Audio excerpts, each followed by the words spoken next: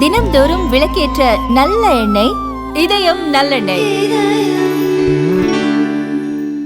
இன்று interim budget, இடைக்கால நிதிநிலை அறிக்கை, வரலாற்று சிறப்புமிக்க நிதிநிலை அறிக்கை, எல்லோரையும் கவர்ந்த நிதிநிலை அறிக்கை, எல்லா தரப்பு மக்களுக்குமான நிதிநிலை அறிக்கை. ஒரு நிதிநிலை அறிக்கை எப்படி இருக்க வேண்டும் என்று நிர்மலா சீதாராமன் அவர்களும் ஒன்றிய அமைச்சரவை சகாக்களும் இங்கு வந்து பார்த்துவிட்டு செல்ல வேண்டும். பெண்கள், ஆண்கள், முதியவர்கள், குழந்தைகள், மாணவர்கள், மாற்றுத்திறனாளிகள் யாரையும் விடாமல் எல்லோருக்குமான நிதிநிலை அறிக்கையாக இந்த வரலாற்று சிறப்புமிக்க நிதிநிலை அறிக்கையை நாங்கள் வரவேற்கிறோம். காங்கிரஸ் பேரியக்கம் வரவேற்கிறது. சார், காங்கிரஸ் கமிட்டியுடைய பொதுச் செயலாளர் தமிழ்நாட்டுக்கு வந்திருக்காரு, இப்ப பாண்டிச்சேரியில் இருக்காரு.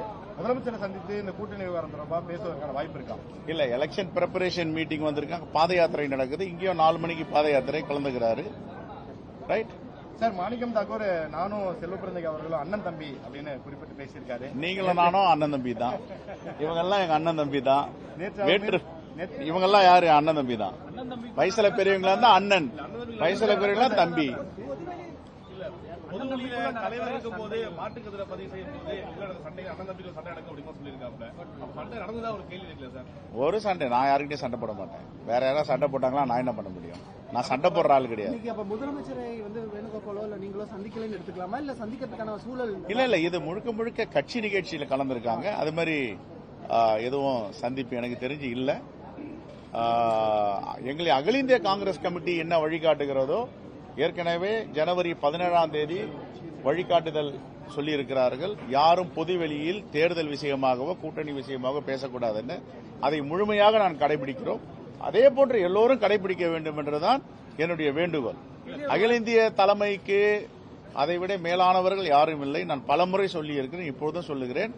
அகில இந்திய தலைமை என்ன வழிகாட்டுகிறதோ, தலைவர் ராகுல் காந்தி, தலைவர் மல்லிகார்ஜுன கார்கே, எங்களுடைய பொதுச் செயலாளர் திரு வேணுகோபால் தெளிவாக சொல்லியிருக்கிறார், பொதுவெளியில் யாரும் பேசக்கூடாது என்று. பேசின பிறகு இதை தொடர்ந்து பேசுறாங்கன்னா அது அகில இந்திய தலைமை பார்த்துக் கொண்டு இருக்கிறது. இது ஜனநாயகத்துக்கு உரிய கட்சி. ஆகவே அவர்கள் பார்த்துக் கொள்வார். இன்னைக்கு ஒரு நாள் பயணம்.